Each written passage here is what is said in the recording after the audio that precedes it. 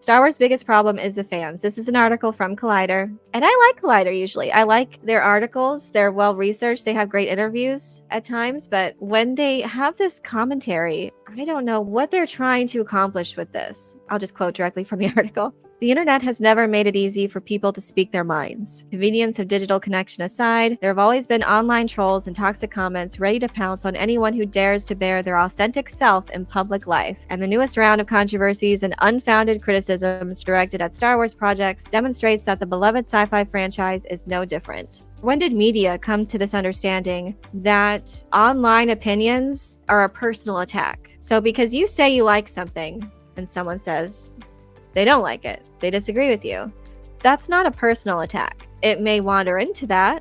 If you've been on the internet, you just know this. You know this about it, but that doesn't mean that you're still not able to express yourself. This is just how the internet works. You say the sky is blue and someone's going to say, no, it's not. You're stupid.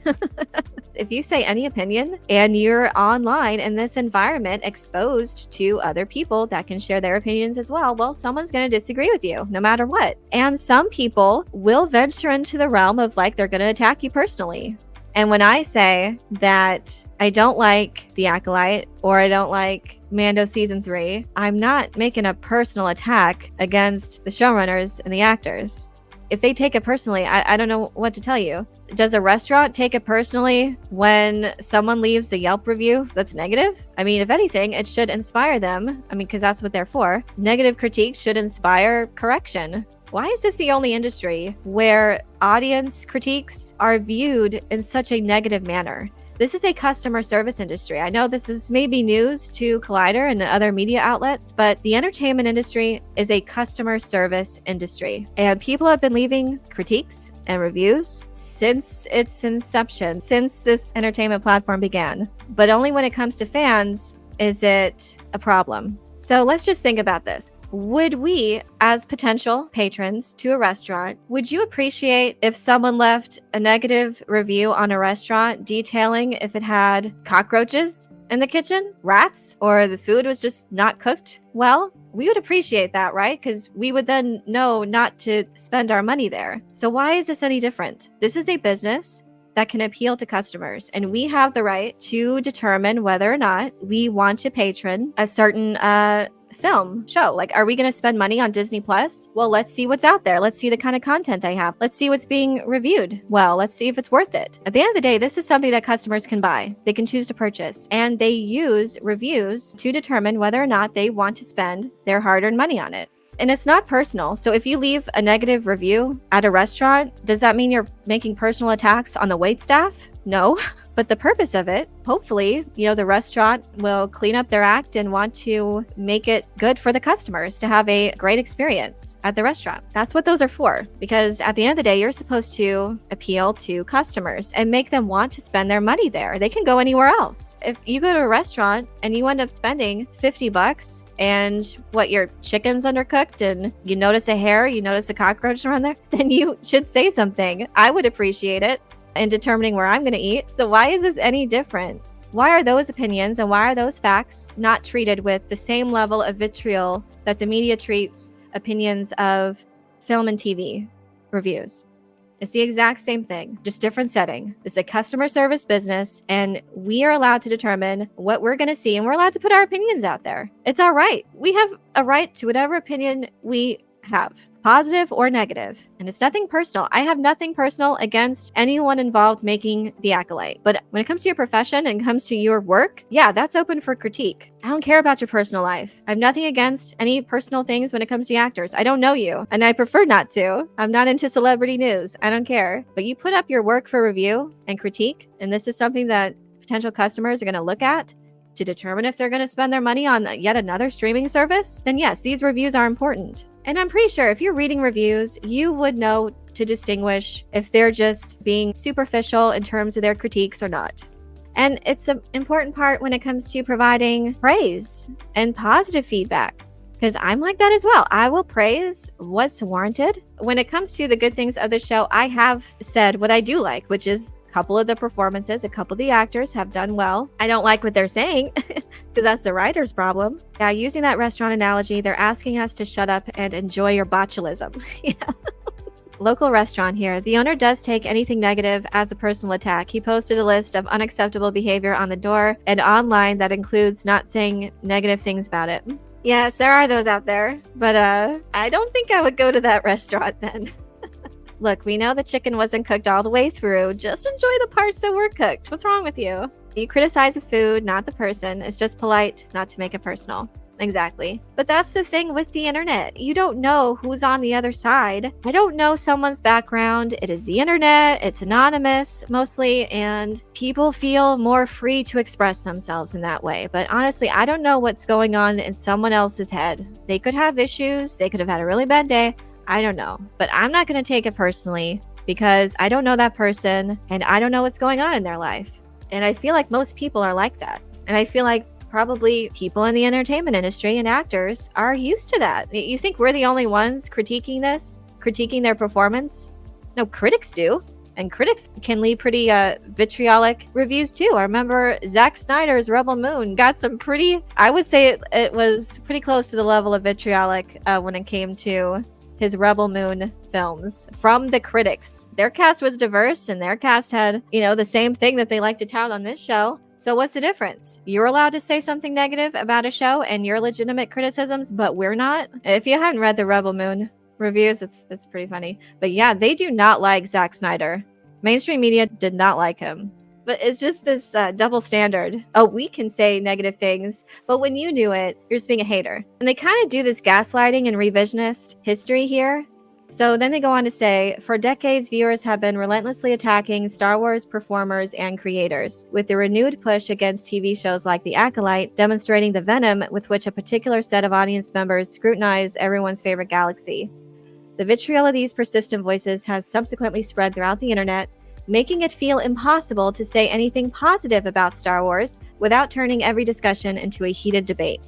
I don't know. I really feel like the people that are being attacked right now are the ones having legitimate criticisms. We're called a hater because of that. So what, we can't see anything negative? You could turn this the other way around, because now it feels like it's impossible to say any legitimate critique, again, with what they're saying, without every discussion turning into a heated debate. But at the end of the day, this is what nerds do. This is what fandom is. It is discussion. It is debate. It's having your different viewpoints of certain lore and mythology and stories and canon. I remember fierce debates about midichlorians, or the fact, should Luke have had a family, in his new Jedi Order? Was that okay? There's so many parts of this universe that beg discussion and debate, and there are people that like things more than other parts of this universe. That's what being a nerd is all about. That's what's actually fun, is to have your opinion and to chat with other people about their opinions about this universe. And at the end of the day, that's all it is. We're not taking it personal because we may disagree on something, because we may disagree on midichlorians or something like that. It's fun. I didn't like Jar Jar, but that doesn't mean I have anything against the actor. When I was seeing it as a kid, I didn't know who Ahmad Best was. I didn't know that. I just knew that his character was silly. That's it. It wasn't personal. It wasn't personal against the actor. And that's what this article continues to say. It calls out what they view as unacceptable abuse. Well, this is what they say, quote, the unacceptable abuse that Star Wars prequel era actors like Ahmad Best received from fans in the late 90s and early 2000s has been well documented. And since then, negative Star Wars voices have only been amplified by the mainstream spread of social media. Okay, I need to bring this out. I need to fix this because this is revisionist history and it is not true. Ahmad Best actually came out recently, and I guess he cleared the air on that. I don't know. He was talking about that, about the backlash of his performance as Jar Jar Binks. But amazingly, it is not the backlash that Collider is remembering. Jar Jar Binks actor Ahmad Best opens up about racism-fueled backlash. Let's hear it from the man himself. Okay, so he was in a YouTube video. This is what this article was taken from, or he's talking about his comments in a video interview, and the actor opens up about his experience. And this is an article from IndieWire that's covering it. And this is a direct quote from Ahmad Best. I faced a media backlash that really made me feel like my life was over. Oh, I'm sorry. Was that supposed to read fan backlash, Collider? Because that's not what he said. Let's continue. He goes on to say, there was just so much hate and anger and venom directed at me, and I took it personally. I put a lot of me into that work, and if you talk to any artist who really cares about that work, you're talking about them.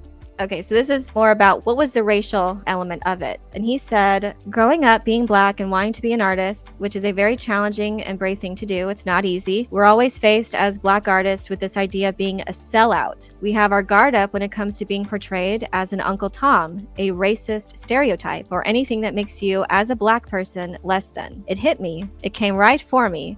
I was called every racial stereotype you can imagine. There was this criticism, again from the media, there was this criticism of being this Jamaican broken dialect, which was offensive because I'm of West Indian descent. I'm not Jamaican. It was debilitating, and I didn't know how to respond. And this is what he says was the source of loneliness, depression that hit him really hard. And I remember just a bit, maybe as I got older, that the media thought he was a racist character. And he took that personally, being black himself, to be viewed as a racial stereotype, like an Uncle Tom, a sellout like that really hit him hard. That wasn't fans. That was not from fans. Fans, yes, they didn't like the character. It was the character. He was silly. I mean, if you were of a certain age, then maybe you liked that. I think I was kind of the age demographic when the prequels came out that would have liked it maybe, but I did think it was silly. And I was reading Dune not too long ago, so I thought, just that humor is not really hitting with me. But I didn't know who it was, and I didn't care about the actor at the time. It was just a silly CG alien. That's all I looked at that was, and it wasn't my favorite. I loved Darth Maul. I loved everything else. I loved the pod racing, but they're trying to repaint and revise history, try to remove the spots and blemishes from the media's own controversial history. And we were there. We remember. This is the same thing they were trying to do with Jake Lloyd. Now, I don't think Collider mentions Jake Lloyd, but he kind of other prequel era actors. But Jake Lloyd, they like to say that he also left the public eye because of fan backlash, because of fans, the same thing. And recently, Jake Lloyd's mother came out and said that wasn't true. The mother of Jake Lloyd, the child actor who played Anakin Skywalker, she came out, and this was of March 2024, so it was very recently. And she basically confirmed that he didn't disappear from the public eye because of any fan backlash, because she protected him from that. So Jake Lloyd was diagnosed with paranoid schizophrenia in 2008. He's dealing with a lot of heavy stuff mentally and health-wise. That wasn't caused by his role as Anakin. Lisa also dispelled the misconception that what led to Jake's mental illness was the backlash The Phantom Menace received when it was released. She said it would have happened anyway, noting the medical history of schizophrenia on Jake's father's side of the family. She said, I believe that it was genetic, and his psychiatrist also agrees that Jake was going to become schizophrenic. She continued, I protected him from the backlash. He was just riding his bike outside, playing with his friends. He didn't know, he didn't care. Everybody makes such a big deal about that, and it's rather annoying to me because Jake was a little kid when that came out, and he didn't really feel all that stuff because I didn't let him online. And she said that he loved filming Star Wars, he had a lot of fun, and that he loves watching it now. He said he watched Ahsoka and he liked that, but the media loved to say that too. I got receipts, man. This was an article, when did this come out? In March 2023. So when John Boyega's time with Star Wars was over, he was allowed to say his opinion. He was allowed to say his piece about his role. What did John Boyega think of his role as Finn and in regards to Rose Tico's, Kelly Marie Tran's role? And he basically says what fans were saying the entire time. And this is a direct quote from Boyega, talking about Disney. You guys knew what to do with Daisy Ridley. You knew what to do with Adam Driver. But when it came to Kelly Marie Tran, when it came to John Boyega, F all. So what do you want me to say? What they want you to say is, I enjoyed being a part of it. It was a great experience. Nah. I'll take that deal when it's a great experience. They gave all the nuance to Adam Driver, all the nuance to Daisy Ridley. And let's be honest, Daisy knows this. Adam knows this. Everybody knows. I'm not exposing anything. And this is what fans were saying at the time. I did nothing against John Boyega. I really wanted his character. The premise of his character was fascinating. I wanted him to be Luke's new Padawan, his apprentice. That's what they teased. So the article begins saying John Boyega has already aired his grievances about Disney's fumbling of diversity in his Star Wars trilogy, notably telling GQ magazine in 2020, what I would say to Disney is do not bring out a black character, market them to be much more important in the franchise than they are, and then have them pushed to the side. It's not good. I'll say it straight up. And then he continues with, you guys knew what to do with Daisy Ridley. You knew what to do with Adam Driver. But when it came to Kelly Marie Tran, when it came to me, just pushed to the side. And he said, everybody knows this. Adam Driver knew this. Daisy Ridley knew this. Everybody knows it. And he said, I'm not exposing anything. Do you think anything has changed, by the way? He's saying it. And we were saying this at the time, that y'all are just using these actors just to like brag about it to someone. Hey, we have the first Asian actress in here in a role, and you can't say the same thing about John Boyega because you already had Samuel L. Jackson and Billy D. Williams, but still, you marketed them so heavily. You marketed John Boyega so heavily, and for what? You literally keep pushing him to the side. What did you actually make him as? Like, initially he was this first order trooper, and then they made him, oh, that's actually not what he was. He was just a sanitation worker on the Starkiller base. Seriously? Everyone wanted Finn to be the one. You marketed him as the one. You keep showing him with the lightsaber. We were rooting for him. And every installment, he is pushed to the side. And Last Jedi especially, because you also had Kelly Marie Tran's character, Rose Tico, in there. They were both kind of on this weird side mission that had nothing to do with the main story, and whose little stories could be taken out of that movie and it would still proceed exactly the same way. So that is horrible writing. That is horrible character development. If their actions don't matter, then what are y'all even doing? They like to promote diversity, but they don't want to do the work to like give these characters well-written stories, because that's what people wanted. That's all fans wanted. So Collider, what are you going to say to John Boyega? He's saying the same thing fans were saying. So what is up with this? Are you saying he's the problem too? John Boyega is the problem? That's the reason Star Wars sucks? I'm sorry, Collider, this was an entirely disingenuous and just completely revisionist, just to push your certain narrative. You're twisting history. You're basically lying. You're lying about what happened, and you're lying about fans' legitimate criticisms to make this argument, and I can't respect that. You also have some media outlets calling out the critics. This is from Forbes, saying the critics must be crazy. The Acolyte is just another mediocre Star Wars show. And at the very end, he talks about like, yeah, I guess there may be some review bombing here, but he actually goes through, the writer of this, who's been reviewing this show, Eric Kane, he goes and looks at the audience reviews, what they're actually saying. And he's saying, whatever you might think on this front, most of the complaints I've seen so far don't focus on the diversity issue, but rather on the stilted dialogue, predictable plotting, and so forth. And it said mostly, longtime Star Wars fans just continue to feel generally deflated by the overall mediocrity and lack of ambition that Disney is bringing to the table. And he has some samplings of audience reviews. So this is a review of The Acolyte. It's an audience review. The show is watchable, but was an improvement over Obi-Wan and the listless Ahsoka, but there is no sign of genuine creative ambition in this show, and it suffers from the same sense of weightlessness and lack of dramatic sense as Ahsoka. Characters don't grab my interest, and I haven't spent 2 seconds thinking about the plot during or after watching. And this one talks about, the second one talks about terrible acting, weird pacing, bargain basement writing, and pointless changes to Star Wars mythology. It just feels wrong throughout, even compared to other Disney Star Wars. And this one just says it's just very meh. Nothing about diversity, because that's not the problem. They like to paint it as that's our problem, but the Star Wars universe has always been diverse. The literal IP itself is because of this diverse universe, all these different species and all these different like governments and all these things. So the IP itself is based off of this theme. We just want good stories. Is that so much to ask? And for us saying it, we're the problem. We're the problem because we have taste, and we're just demanding the very bare minimum to have a watchable show, to actually have dialogue that just doesn't sound so mediocre or just so out of place or just bad. We're demanding too much, apparently, and because of that, we're the problem. And you know what? We're demanding this because we remember what it was before. Like, we didn't have all these live action productions going on, true, but we had amazing stories that was in the George Lucas era of the EU.